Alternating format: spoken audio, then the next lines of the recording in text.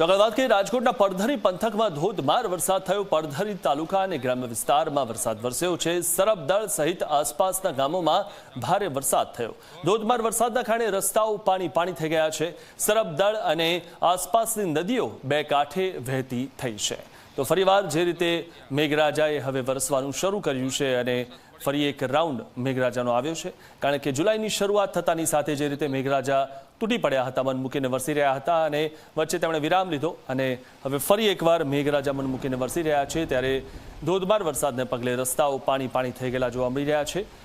સરબદળ અને આસપાસની નદીઓ બે કાંઠે વહી રહી છે।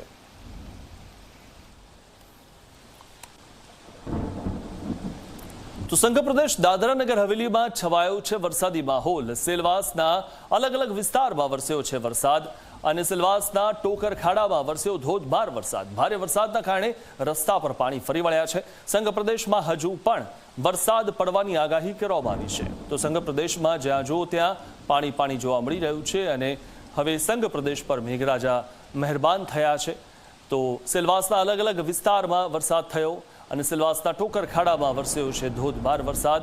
આપ જે આ દ્રશ્યો જોઈ રહ્યા છો અને હજુ આગળ પણ વધુ વરસાદની આગાહી અહીંયા કરવામાં આવી છે।